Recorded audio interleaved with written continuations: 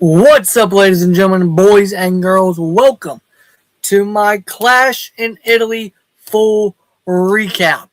Let's get into the show, but first, guys, if y'all want to show me some love and show the show some love, go to elephant-inc.store for official Nick Beasley Show merch. Now let's get into the matches. We start off with a WWE Championship match, Gunther versus Cody Rhodes. This was a fun as hell match. I very much enjoyed it. Did not love the finish, but the match itself was fantastic. The finish being the 1-2-3 count, but Gunther had his foot under the bottom rope. And in wrestling, if you have your foot under the bottom rope, that's like having your foot on top of the rope. So the count should have never started. It did feel like it was a mistake. I'm hoping that's all it was, and they maybe just play this into a storyline. I don't think it was a planned story, but we shall see. Now, let's get into the next match. I was just quick on it. Gunther did lose. Cody retained his championship. Now, personally for me, match of the fucking night.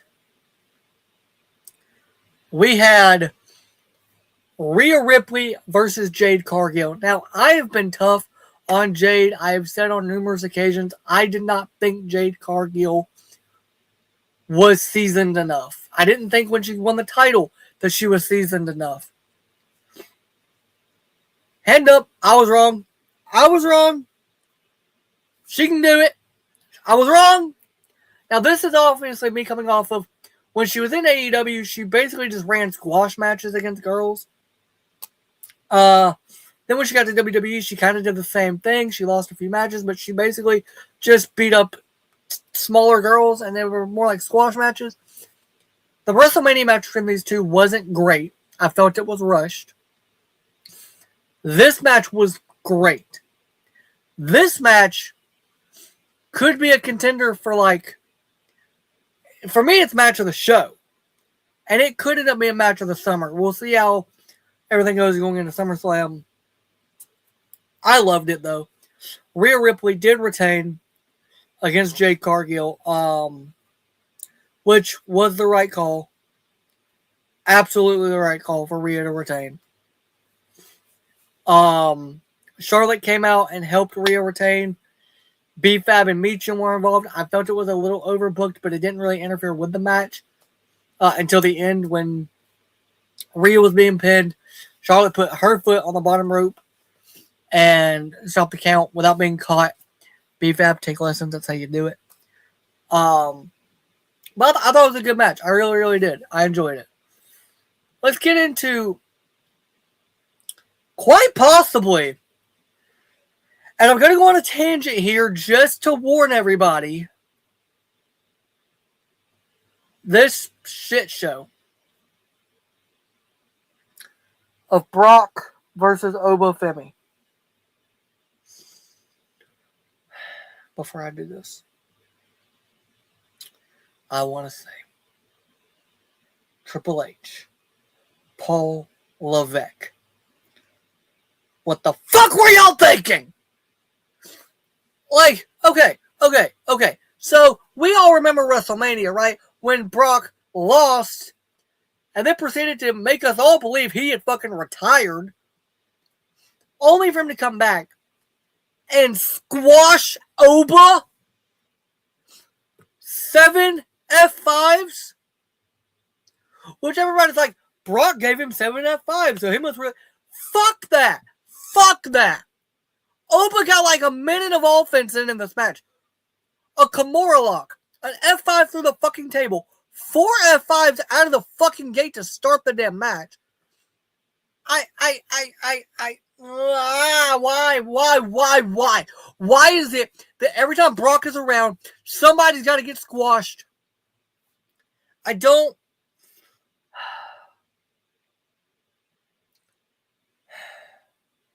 I need to calm down. I need to relax.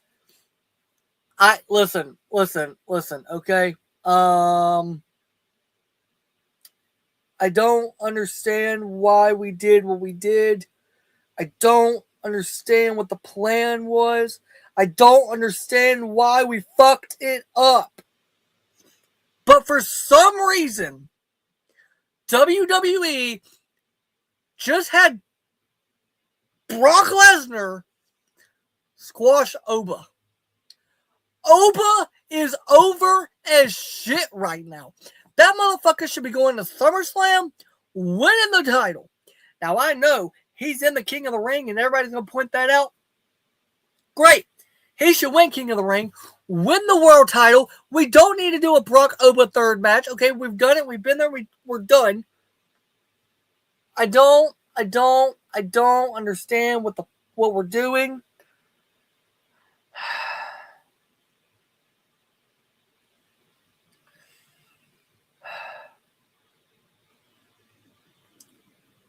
Triple H?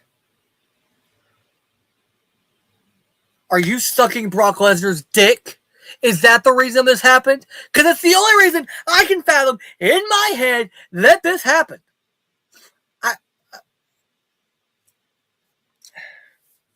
It makes no sense. Brock Lesnar's on his way out. Literally, last month, we thought he retired. And he comes back, and you have him beat one of your superstars who is 28 fucking years old. And could potentially go on to have a 15 to 20 year career.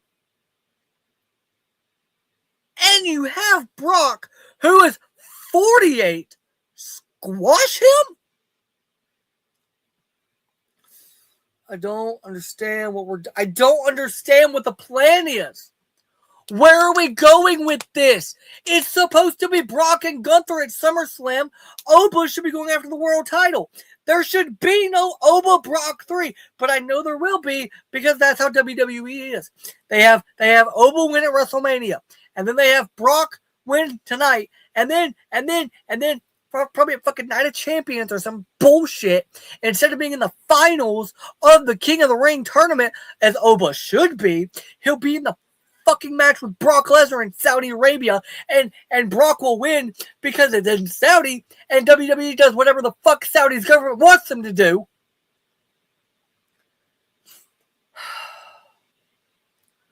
I already see how this shit's going.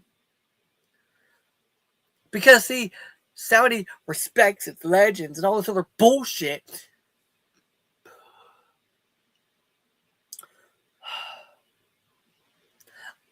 I'm going to need a minute. I'm going to need a minute to calm down about this shit. What does this do for Brock? What does beating Oba do for Brock? Not a fuck thing. Nothing at all. What does Brock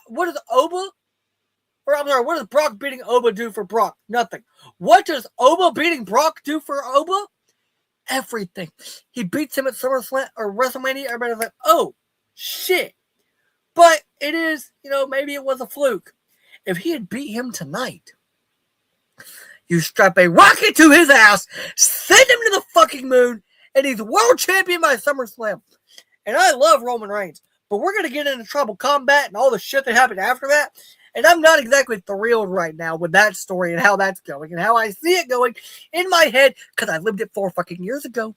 I lived it 6 years ago. I've lived it ever since he came back as a Tribal Chief moniker in 2020 and took out Bray Wyatt the Fiend and took out Braun Strowman in that SummerSlam match. I won the title the first time. I've seen it and I'm seeing it again. And I don't like what I'm fucking seeing. But let's get into this. Becky Lynch versus Sol Ruca. It was a very exciting match. I very much enjoyed it. I know there's some people that did not enjoy the match. But I did.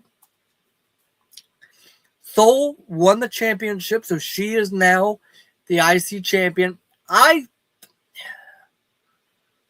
I still think it's a little too soon for her to be a champion. We'll see how this goes with her run. I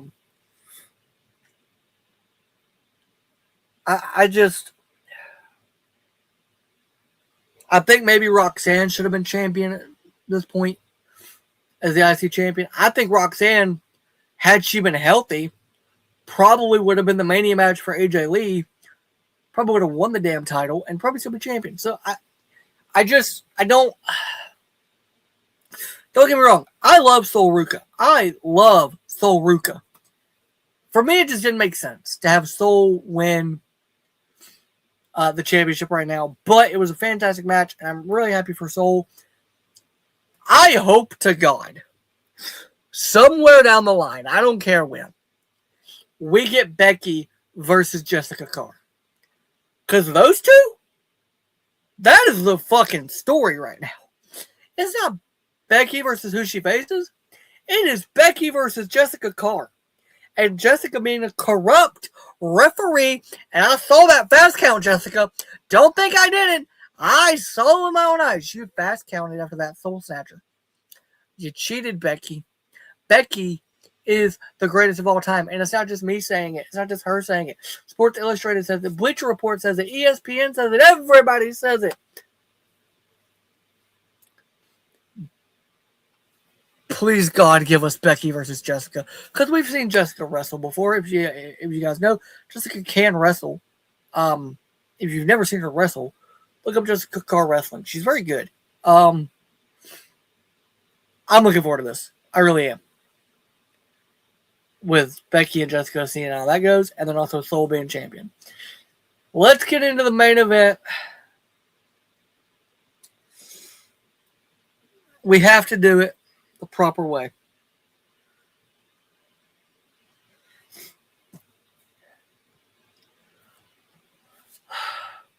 Acknowledge the greatest of all time, the only tribal chief, the head of the table, the OTC, Roman Reigns.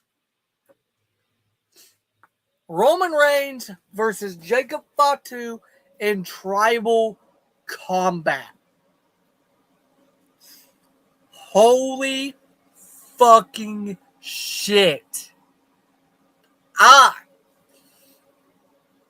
Yes.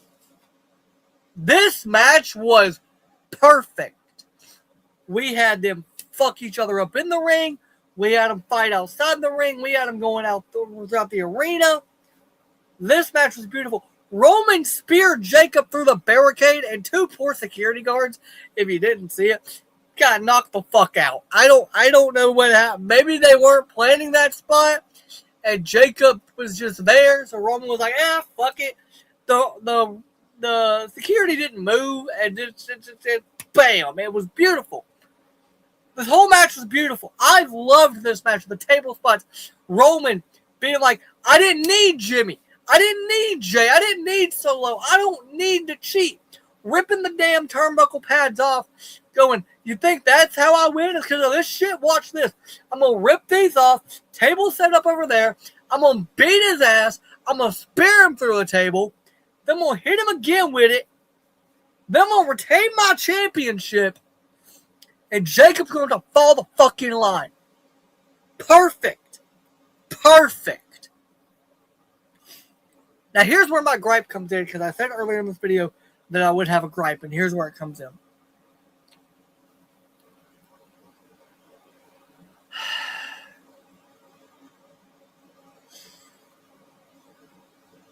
Solo Sikoa and the MFTs were at ringside after the match. The Usos came out. They put the Ulafala on Roman, as they should have.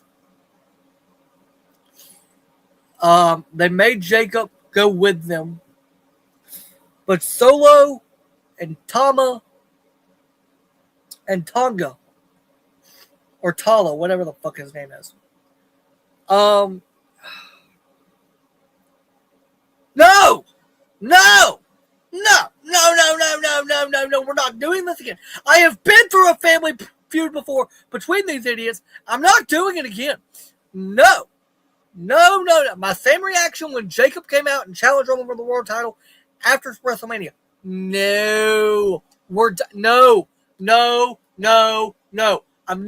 We're not doing another bloodline feud. We can't do another Bloodline feud. And how do I know we're doing a Bloodline feud? Because it's all they can think of for Roman is to fight his fucking family all the time. And Roman telling Jay he's got something for Solo too. Dude, leave him alone. He's on SmackDown. He ain't bothering you. Stop. And then Roman you're forcing me to go back to the old Roman. He's trying to do things different this time. Nobody's forcing you to do this shit, man. Nobody. Listen. No. Leave Solo and the MFTs alone. We don't need this again, man. I can't go through another feud. I can't go through another Civil War, Roman. I can't do it. I've been through enough. I backed you in 2020 when you went against Jay. And Jay fell in line. I backed you when Jimmy tried to fight back. I backed you when Solo tried to fight back. I backed you and Solo when the Usos fought y'all Money in the Bank in the Bloodline Civil War the first time. I backed you in the first Tribal Combat. I backed you in the second Tribal Combat. I backed you against Jacob, who I love. Roman, stop. We can't. Oh, my God. Zilla, if you see this video, dog, you got to go tell him no, man. We can't. You got to go be the peacekeeper for this fucking family. They can't keep fighting each other because here's the thing. There's 3 of the MFTs. There is now 4 members of the Bloodline with Roman and Jimmy and Jay and Jacob. They're going to have to fall in line tomorrow, and I don't think that's going to happen now because I think the Solo and the MFTs are going to fuck that up for everybody. We can't keep doing the same shit over and over and over again. You want to know why the Bloodline story worked so well the first time? Because fans had never seen it before. Newsflash, Triple H. We've seen it before. I can tell you, I can book you how this is going to go. I could do a whole video booking this whole Bloodline versus MFT's family feud and how it ends right now. If you want me to, I can do it. I really, really can. Because I've seen it before. I know how this ends. And also, I saw a video on Twitter. Apparently, Roman and Cody ran into each other backstage, and now that's going to be a thing. Because, of course, it is. We can't keep doing this shit, man. We really can't. We can't keep doing this. Cody and Roman was beautiful when it happened the first 2 times. Don't mess with that WrestleMania 40 main event. That WrestleMania 40 main event, despite Roman losing, is still my favorite WrestleMania main event I've ever seen. It was overbooked as shit, but it was beautiful at the same time. Don't do Bloodline versus MFTs. You know why? We've already seen that in War Games. We've already seen Roman versus Solo for the Ulafala. We can't keep doing the same shit. We really Triple H.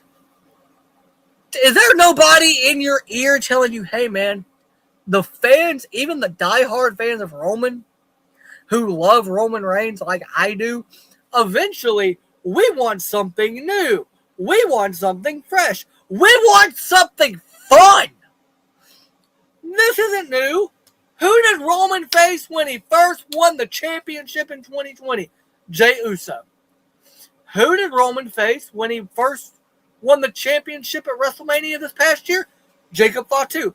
What does Jey Uso and Jacob Fatu have in common? They're both hotheads. They both didn't want to fall in line. They're both part of the Anoa'i Samoan dynasty. And I don't understand what we're doing. Hey, who did Roman face in the first Tribal Combat match at SummerSlam? Oh, that's right, Jey Uso. Jacob Fatu is just Jey Uso. It's just Jey. You're just doing it with a different guy with a different name. But it's still the same damn story. And now, and by the way, how did Roman beat Jacob? By destroying him. How did Roman beat Jey in Hell in a Cell? Oh, that's right. Or not at Hell in a Cell. At Clash of the Champions. Oh, that's right. He beat the hell out of him to the point where Jimmy Uso had to throw in a towel. Jacob is just Jay. We're just doing the same shit over again. Literally, the same shit over and over and over again. And it's exhausting. I've went through this before. All the Bloodline fans have went through this before. We want something new, man. I don't doubt Jacob should be world champion. Not right now, but one day he will be. Jacob is just Jay. He's literally just Jay. And that's all he is. That's all we're getting is Jay 2.0 with Jacob.